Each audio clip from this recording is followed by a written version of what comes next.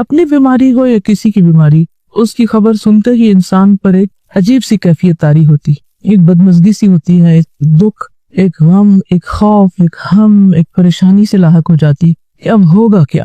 مثلا میں جس وقت پریپیئر کر رہی تھی، پڑھ رہی تھی، تو میرا بیٹا میرے پاس آیا، کہتے میرے پیٹ میں بہت درد ہو رہی، اور میں اتنی پرسکون تھی، میں نے اسے 1-2 سجیشن دیے، ایسا کر لو، ایسا کر لو، ایسا کر لو، اور اس کے بعد میں بالکل مطمئن تھی دنیا میں جو بھی کچھ ہوتا رہے آپ خود پرسکون رہنا سیکھیں، اور وہ صرف اور صرف قرآن و سنت کی تعلیم ہی سے ہو سکتا ہے۔ تو ہر بیماری اور ہر تکلیف کی کوئی وجہ ہوتی، اس سے ہمیں اپنی غلطیوں کو جاننے سمجھنے کا بھی موقع ملتا ہے، اور اللہ سبحانہ تعالیٰ ہمیں اس کے ذریعے بہت کچھ سکھاتے ہیں اگر ہم عبرت کی نگاہ رکھیں اور واقعی ہم کچھ سبق سیکھنا چاہیں۔ پھر یہ کہ مزید کئی چیزیں سیکھتے بھی ہیں۔ جب بیماری آتی ہے تو پھر آپ اس کے علاج کے لیے ڈاکٹرز کے پاس جاتے ہیں، آپ کی ملاقاتیں ایسے ایسے لوگوں سے ہوتی ہیں جو عام طور پر ممکن نہیں۔ مجھے اپنی بیماری کے دوران انتہائی پڑھے لکھے اور مختلف طرح کے لوگوں سے ملنے کا اتفاق ہوا، تو جب بھی میں کسی نئے ڈاکٹر کے پاس، بہت لرنڈ شخص کے پاس جاتی، تو میں سوچتی کہ کیا اس بیماری کے بغیر میں اس سے ملاقات کر سکتی تھی؟ نہیں کر سکتی تھی۔ اس سے سیکھ سکتی تھی جو اس نے مجھے 1-on-1 بیس پر بہت سی باتیں سکھائی ہیں، نہیں سیکھ سکتی تھی۔ تو اس میں بھی خیر ہے، تکلیفیں تو آتی جاتی رہتی، لیکن ہر چیز کا انسان اگر مثبت پہلو سامنے رکھے تو وہی لمحے انسان کے لیے خوشگوار بھی بن جاتے ہیں۔ مثلا آپ کے دانت میں تکلیف ہے اور آپ 1 گھنٹے بھر کے لیے ڈینٹسٹ کے کلینک میں سٹک ہو گئے ہیں، اور اس وقت جو مشینیں آپ کے اتنے دل کے قریب چلتی ہیں اور جو آپ سب کچھ دیکھتے ہیں، اس سے دل بھی دھڑکتا ہے، خوف بھی آتا ہے، اور موت کتنی شدت کے ساتھ اور اپنی بے بسی کتنی اچھی طرح انسان کو معلوم ہو جاتی۔ پھر اپنی غلطیاں ایک ایک کر کے یاد آتی ہیں کہ کیا کھانا چاہیے تھا، کیا نہیں کھانا چاہیے تھا، کیسے دانت صاف کرنے چاہیے تھے، کہاں ہم سے کوتاہی ہوئی۔ اور پھر یہ ہے کہ مرنے کے بعد اور آخرت میں، اور انسان وہاں ایسا غور و فکر کرتا ہے کہ جو آپ اپنی مصروف روزمرہ کی زندگی میں کر ہی نہیں سکتے، کسی صورت میں نہیں کر سکتے۔ اسی طرح جب آپ مختلف کلینکس پہ جاتے ہیں تو بعض اوقات آپ ورسٹ کیسز دیکھتے ہیں۔ گھر میں رہ کے تو آپ بھی بیمار بنے ہوئے، لیکن باہر جاتے ہیں آپ دیکھتے ہیں کہ ہم سے زیادہ کس تکلیف اور مصیبت میں لوگ، تو اپنی تکلیف کم لگتی ہے اور شکر ادا ہوتا ہے، یعنی پھر انسان تکلیف پر شکر ادا کرنا سیکھتا ہے۔ اسی طرح لامتناہی فوائد، اگر آپ ان فوائد پہ غور کرنا چاہیں اور آپ ان کو جاننا چاہیں، ان سب پر غور کا فائدہ یہ ہوگا کہ آپ کے اندر ایک عجیب اطمینان اور ایک شکر کی کیفیت پیدا ہوگی اور آپ پرسکون ہو جائیں گے۔ آپ نے دیکھا ہوگا ایک شخص فوت ہوتا ہے تو دوسرا اس کے فوت ہونے کی خبر سن کے ہارٹ اٹیک میں فوت ہو جاتا ہے، ایسی خبریں بھی آپ نے پڑھی ہوگی۔ تو چھوٹے چھوٹے غم اور تکلیفیں جو انسان پہ آتی رہتی ہیں، یہ انسان کو مضبوط بھی کرتی ہیں اور بڑی خبریں سننے کا ایک حوصلہ بھی پیدا کرتی۔ اور ایک نبأ عظیم بڑی خبر تو ہے ہی ہم سب کے سامنے، وہ تو مرے وہ کو بھی اٹھا کے کھڑا کر دے گی۔ وہ کون سی؟ عما یتساءلون عن النبأ العظیم، کس چیز کے بارے میں آپس میں ایک دوسرے سے باتیں کر رہے ہیں اور ڈسکشنز کر رہے ہیں؟ اس بڑی خبر کے بارے میں، الذی ہم فیہ مختلفون، جس میں ان کی آراء مختلف ہیں، ان کے اپنے بھی ڈس ایگریمنٹس ہیں۔ ریالٹی کو جھٹلا کے یہ نہیں کہ یہ اتفاق کر گئے، کلا سیعلمون ثم کلا سیعلمون، ہرگز نہیں، عنقریب یہ جان لیں گے کہ حقیقت کیا تھی، پھر ہرگز نہیں، ضرور یہ جان لیں گے، نہیں چل جائے گا پتہ کہ اصل حقیقت کیا تھی۔ تو ہم سب بھی جتنا اس دن کو بلائیں، جتنا بھی ڈینائی کرے، لیکن بہت جلد ہم میں سے ہر ایک کو اس کی اصل حقیقت پتہ چل جائے گی۔ چھوٹی چھوٹی بیماریاں اور دراصل اس بڑی بیماری کی تیاری کا ایک حصہ بھی ہو سکتا۔ تو بہرحال بیماری انسان کے گناہوں کو بھی دور کرتی ہے، اللہ کی رضا کا بھی سبب بنتی ہے، کیونکہ منافق کو نہیں پتا ہوتا بیماری کیوں آئی اور کیوں چلی گئی، لیکن مومن جو ہے اس کے لیے بیماری میں بہت سارے سبق ہوتے ہیں۔ اور پھر اگر کسی کی بیماری کی خبر آپ سنتے ہیں، کسی عزیز پیارے کی، تو پھر آپ کے دل میں اگر ایک تڑپ اٹھتی کہ میں اس کے لیے کچھ کر سکوں، اس کی عادت کا آپ کے دل میں جذبہ آتا ہے، اس عادت پر کتنا زیادہ اجر ہے۔ اس کے بارے میں ایک حدیث آپ کے سامنے رکھوں گی۔ ابو اشعث کہتے ہیں کہ وہ دوپہر کے وقت مسجد دمشق کی جانب روانہ ہوئے۔ جامع دمشق بہت مشہور مسجد ہے، یعنی شام سیریا میں دمشق کے اندر ہی بہت بڑی، یعنی سینٹرل ماسک، اور یہ اس وقت سے ہے۔ راستے میں حضرت شداد بن اوس رضی اللہ عنہ سے ملاقات ہو گئی، صحابی ہیں، تو گویا دور صحابہ میں وہ مسجد آباد ہو چکی تھی۔ ان کے ساتھ سنابحی بھی تھے، نام ہے۔ میں نے پوچھا کہ اللہ تعالیٰ آپ پر رحم فرمائے، کہاں کا ارادہ ہے، کہاں جا رہے ہیں؟ انہوں نے فرمایا کہ یہاں ایک بھائی بیمار ہے، اس کی عیادت کے لیے جا رہے ہیں۔ چنانچہ میں بھی ان کے ساتھ چل پڑا۔ اچھا آپ جا رہے ہیں تو میں بھی ثواب کو مانوں۔ جب وہ دونوں اس کے پاس پہنچے تو اس سے پوچھا کہ کیا حال ہے؟ اس نے بتایا کہ میں نے اچھے حال میں صبح کی ہے۔ قال اصبحت بنعمت، ہیں بیمار لیکن کیا کہہ رہے ہیں؟ اصبحت بنعمت، اچھے حال میں صبح کی ہے۔ حضرت شداد نے فرمایا خوش ہو جاؤ، ابشر، کہ تمہارے گناہوں کا کفارہ ہو چکا۔ اور گناہ معاف ہو چکے، کیونکہ میں نے نبی صلی اللہ علیہ وسلم کو یہ فرماتے ہوئے سنا ہے کہ اللہ تعالیٰ فرماتا ہے جب میں اپنے بندوں میں سے کسی مومن بندے کو آزماتا ہوں، یعنی اس کا امتحان لیتا ہوں، اور وہ اس آزمائش پر بھی میری تعریف کرتا ہے، اس تکلیف کے آنے پر بھی میری تعریف کرتا ہے، یہ عام پارٹ ہے، تو جب وہ اپنے بستر سے اٹھتا ہے وہ اپنے گناہوں سے اس دن کی طرح پاک صاف ہوتا ہے جس دن اسے اس کی ماں نے جنم دیا تھا۔ اور اللہ تعالیٰ فرماتا ہے وَيَقُولُ الرَّبُّ عَزَّ وَجَلَّ أَنَا قَيَّدتُ عَبْدِي، میں نے اپنے بندے کو قید کیا۔ آپ سٹک ہو جاتے ہیں نا، قید ہو جاتے ہیں، کچھ کر نہیں پاتے، اٹھ نہیں سکتے، میں نے اپنے بندے کو قید کیا۔ وَابْتَلَيْتُهُ، اور میں نے اس کی آزمائش کی، اس کا امتحان لیا، اور اس نے کیا کیا؟ اس پر بھی شکر ادا کیا۔ یہ لکھا ہوا نہیں لیکن محذوف ہے، انڈرسٹوڈ ہے، تو اس کے لیے اب تم اجر کیا لکھو؟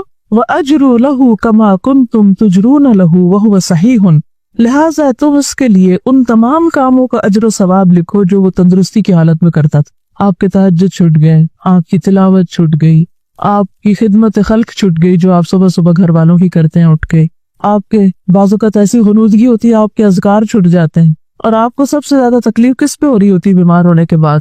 میں اتنا محروم ہوں کہ سارے لوگ اتنی نیکیاں کریں، خصوصاً اگر رمضان میں ہو جائے یا حج پہ ہو جائے، پھر تو اور بھی برداشت نہیں ہوتا کہ یا اللہ یہ کیا ہو گیا۔ تو اس وقت اللہ سبحانہ وتعالیٰ مہربانی کرتے ہیں جب عام بندے ساتھ چھوڑ دیتے ہیں۔ شرط ایک ہے، اور وہ کیا؟ اس وقت بھی پازیٹیو رہو، اس وقت بھی اچھا ہی سوچو، اس وقت بھی اللہ کی تعریف کرو کہ یہ کسی مقصد کے بغیر نہیں آئی اور میرے گناہ دھل جائیں گے اور میرے لیے اس میں بھی فائدہ ہے، اجر و ثواب مل گیا بنا کیے بھی، اور بیماری کا اپنا ایک جو کفارہ ہوتا ہے یعنی گناہوں کی معافی وہ بھی ساتھ ہو گیا، دگنا اجر آپ نے کما لیا یا دوہری کمائی کر لی بیمار ہو کر۔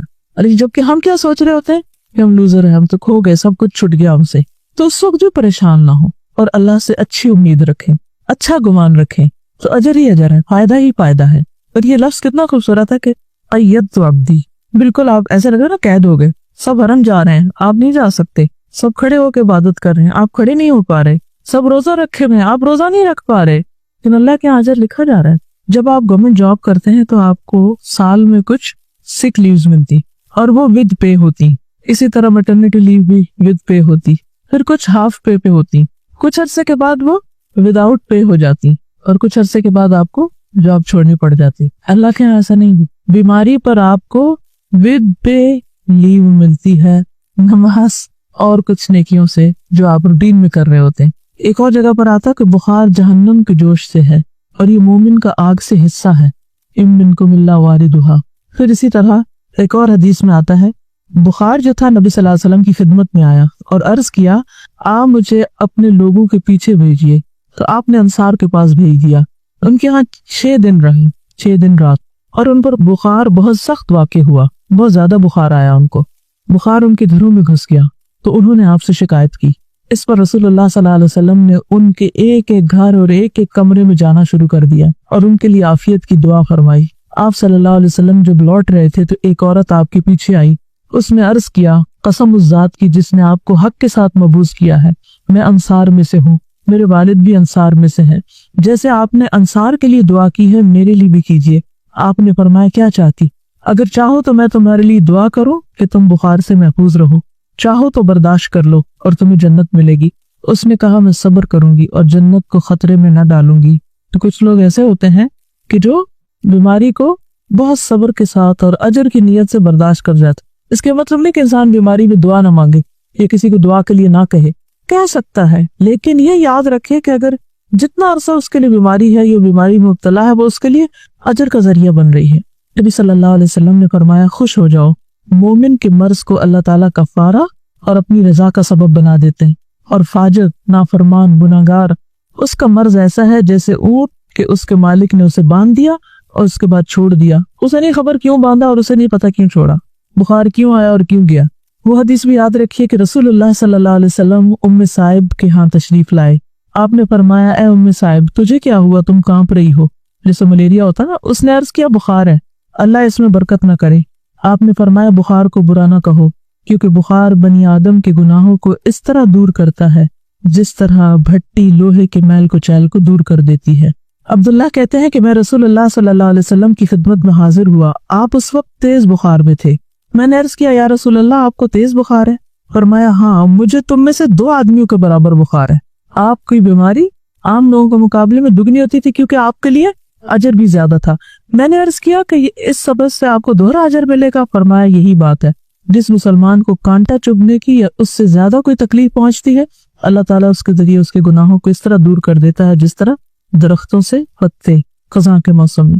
بخار مانگنا نہیں ہے لیکن آ جائے تو پریشان نہیں ہونا, گھبرانا نہیں, برا بلا نہیں کہنا. اور آپ کو پتہ ہے کہ اس میں کئی بیماریوں سے شفا بھی ہے. جب بخار ہوتا ہے نا تو دراصل ہمارے اندر کے گندے مادے جو ہوتے ہیں وہ جل رہے ہوتے ہیں. وہ ایک کلینزنگ کا عمل ہوتا ہے اور عام طور پر یک شدید قسم کی ڈوز دے کر اس کو ٹھنڈا کر دیا جاتا ہے. جو گال بلیڈر میں وہ سٹونز بنتے ہیں, ایک حکیم صاحب نے مجھے بتایا تھا کہ وہ جب بخار کے ذریعے کچھ مادے اکٹھے ہو رہے ہوتے ہیں کچھ آرگنز میں, جب ایک دم آپ ٹھنڈا کرتے ہیں تو وہی مادے سٹون بن جاتے ہیں اور پھر وہ مزید بیماریوں کا سبب بنتے ہیں. ایک اور حدیث ہے حضرت ابو سعید خدری رضی اللہ عنہ سے مروی ہے کہ ایک آدمی نے نبی صلی اللہ علیہ وسلم سے پوچھا کہ ہمیں جو بیماریاں لگتی ہیں یہ بتائیے کہ ان پر ہمارے لیے کیا ہے. نبی صلی اللہ علیہ وسلم نے فرمایا یہ بیماریاں گناہوں کا کفارہ بن جاتی ہیں. ہم سب گناہ کرتے ہیں جانے انجانے, بعض چیزوں کا تو ہمیں پتہ ہی نہیں کہ ہم غلط بھی کر رہے ہیں کیونکہ علم ہی نہیں ہوتا کہ یہ غلط ہے. کچھ عرصے بعد پتہ چلتا ہے تو توبہ استغفار شروع کرتے. یہ کیسی جہالت ہے, پتہ ہی نہیں تھا کہ یہ نہ کرنے والا کام. بہرحال حضرت ابی بن کعب رضی اللہ عنہ نے عرض کیا اگرچہ بیماری چھوٹی ہی ہو, چھوٹی سی بیماری ہے کوئی, تب بھی نبی صلی اللہ علیہ وسلم نے فرمایا ہاں اگرچہ ایک کانٹا ہی چبھ جائے یا اس سے بھی کم. یہ سن کر حضرت ابی بن کعب رضی اللہ عنہ نے اپنے متعلق یہ دعا کی کہ موت تک ان سے کبھی بھی بخار جدا نہ ہو. کیا دعا کی؟ کہ مجھے ہر روز بخار ہو. اور یہ کون ہے دعا کرنے والے؟ ابی بن کعب, عالم صحابی ہیں, ہاں کاتب وحی ہیں, لیکن وہ ایسا بخار ہو کہ حج اور عمرہ, جہاد فی سبیل اللہ اور فرض نماز با جماعت میں رکاوٹ نہ بنے. میرے یہ کام نہ چھوٹے, ویسے بے شک بخار چڑھا رہے. چنانچہ اس کے بعد انہیں جو شخص بھی ہاتھ لگاتا ان کا جسم تپتا ہوا ہی محسوس ہوتا حتیٰ کہ ان کا انتقال ہو گیا. وہ لوگ اپنی قول کے پکے تھے.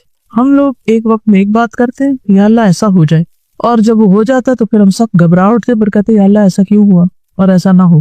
تو اس لیے جو بھی دعا مانگی سوچ سمجھ کے مانگی اس چیز کو جسے آپ نبھا سکیں.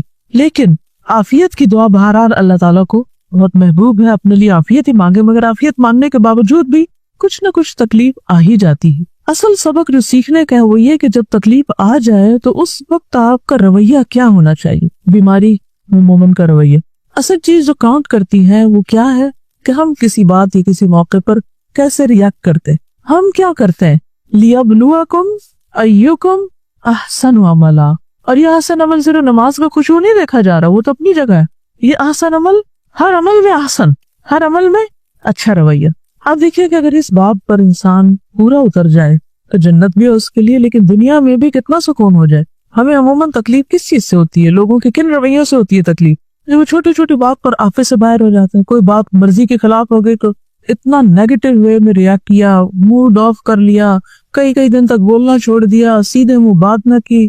اسی سے تو دل تنگ ہوتے ہیں نا, کہیں بھی اکٹھے رہنا مشکل ہو جاتا ہے لوگوں کا. تو مومن کا دل غمگین ہوتا ہے لیکن اس کا چہرہ مسکراتا ہوتا ہے. مرضی کے خلاف بھی بات ہو جائے تو کوشش کر کے مسکرائیں, ورنہ کیا ہے کہ شکوہ ہے کس سے؟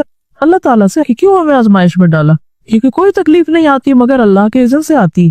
اس وقت ایک ایسے کردار کا مظاہرہ کریں جو واقعی اللہ کا پسندیدہ کردار ہو, اور اس وقت بھی ڈائریکٹ آپ کا کنیکشن اپنے رب کے ساتھ ہو کہ میرے اللہ تو جانتا ہے نا کہ میں کس تکلیف سے گزر رہا ہوں, چاہے وہ جسمانی ہو یا روحانی ہو یا جذباتی ہو یا کچھ بھی ہو.